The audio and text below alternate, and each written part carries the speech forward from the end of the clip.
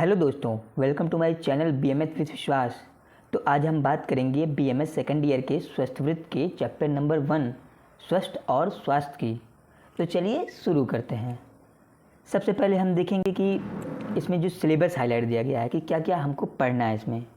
तो इसको हम जानेंगे। सबसे पहले क्या क्या देखेंगे, डिफिनीशन ऑफ स्वस्थवृत्त दिया है, स्वस्थ का लक्षण दिया है, आरोग्य लक्षण दिया है, धातु लक्षण क्या होता है, धातु साम्य लक्षण, concept of health, operational definition of health, importance of शोधन इन स्वस्थ इन रिलेशन टू संचित एंड असंचित दोष, क्लासिफिकेशन ऑफ स्वच्छ पुरुष एज संचित एंड असंचित दोष, स्वच्छ पुरुष का क्लासिफिकेशन भी देखना है। उसके बाद क्या देखेंगे, dimension of health, physical, mental and social, concept of well living, one health concept and one family future, ये सब हमको देखना है।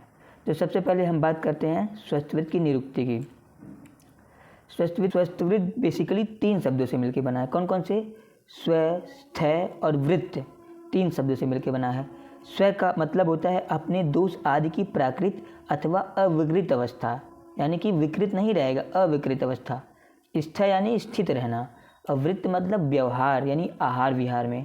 ये हम देख लेते हैं स्वस्थ की निरुक्ति में।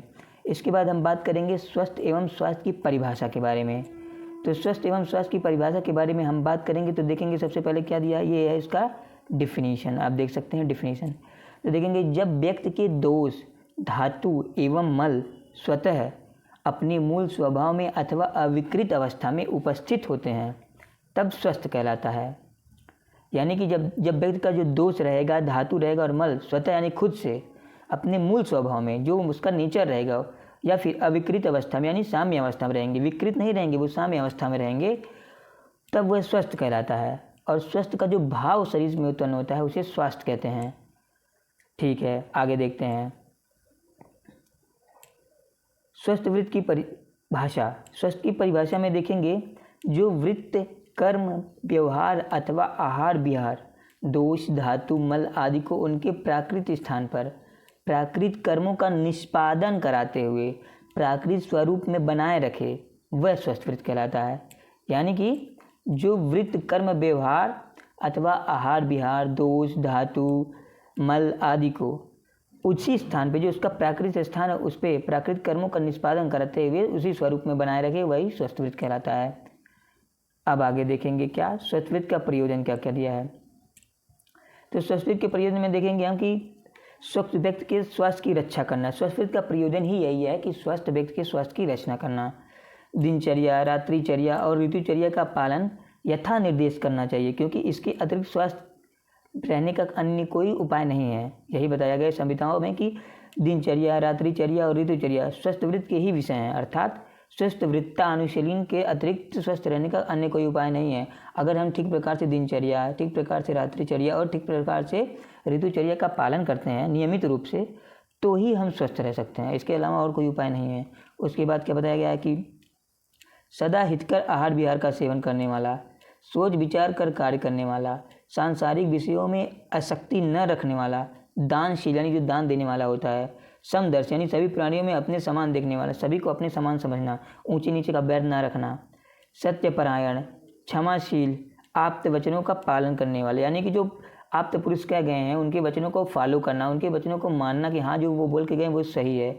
आप्त पुरुषों की सेवा करने वाला व्यक्ति सदैव रोग मुक्त रहता है। ऐसे जो व्यक्ति होते हैं वो रोग मुक्त होते हैं। उसके बाद क्या है, आरोग्य की प्राप्ति केवल स्वस्थ वृत्त अनुपालन से ही संभव है। यानी कि स्वस्थ वृत्त का जो अनुपालन बताया गया है उसी से ही आरोग्य की प्राप्ति होती है। उसके बाद आगे क्या दिखाया गया, प्रज्ञा परा का त्याग, इंद्रियोपशम, स्मृति, देश काल, आत्मज्ञान एवं सद्वृत्त का पालन करने से मानसिक आरोग्य की प्राप्ति होती है। उपरोक्त सभी विषयों का वर्णन स्वस्थ वृत्त में किया गया है, अर्थात मानसिक आरोग्य की प्राप्ति भी केवल स्वस्थ वृत्त अनुपालन से ही संभव है। यानी कि मानसिक रोग से हम लोग कैसे दूरी बना पाएंगे या फिर कैसे हमें आरोग्यता की प्राप्ति होगी, हमें मानसिक रोग नहीं होंगे, स्वस्थ वृत्त के पालन करने से ही, ठीक प्रकार से दिनचर्या, ऋतुचर्या का पालन करने से ही हमें स्वस्थ वृत्त की प्राप्ति होती है। उसके बाद क्या दिया गया है कि स्वस्थ लक्षण। स्वस्थ लक्षण के बारे में बताया गया कि स्वस्थ लक्षण क्या है, देखेंगे वात आदि दोषों समस्त 13 अग्नि, 13 अग्नि की यानी कि 5 भूत अग्नि, 7 धातु अग्नि और 1 जठर अग्नि, तथा रस रक्त आदि सप्त धातु यानी रस, रक्त, मांस, मेद, अस्थि, मज्जा, सूत, सप्त धातुओं का साम्य अवस्था में होना, सभी साम्य अवस्था में रहेंगे। बीड़ मूत्रादि मलों का धारण, निर्गमन आदि क्रियाओं का सम्यक होना, और इसके बाद साथ साथ क्या होना चाहिए, और आत्मा मन इंद्रियों का प्रसन्न होना, यानी कि हमारा आत्मा मन और इंद्रिय तीनों प्रसन्न होगा, तभी वह लक्षण जो शरीर से उत्पन्न होगा वो स्वस्थ कहलाता है। अब इसके बाद हम आगे देखेंगे क्या दिया है, आरोग्य के लक्षण। आरोग्य के लक्षण के बारे में बात करेंगे तो सबसे पहले इसमें ये देखिए कि क्या क्या दिया है।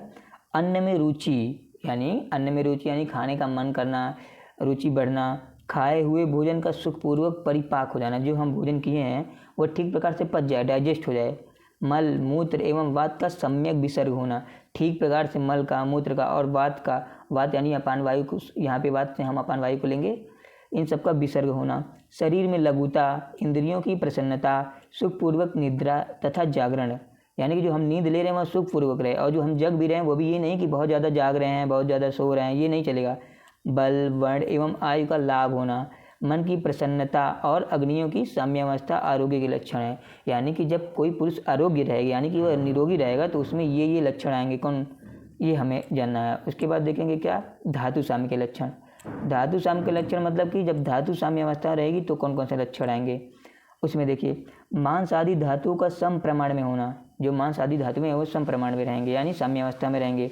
शरीर संगठन का सम होना, इंद्रियों का दृढ़ होना, विकारों के बल से अभिभूत न होना, भूख प्यास गर्मी ठंडी एवं व्यायाम को सहन करने की सामर्थ्य होना, पाचन आदि क्रियाओं का सम्यक होना, वृद्धावस्था का उचित समय पर आना, ये नहीं कि समय से पहले ही बुढ़े हो जा रहे हैं, और मांसादि धातुओं का उपचय सम्यक रूप में होना ही धातु साम्य के लक्षण है। जब धातु साम्य अवस्था में रहेगी तो ये सारे लक्षण आपको देखने को मिलेंगे।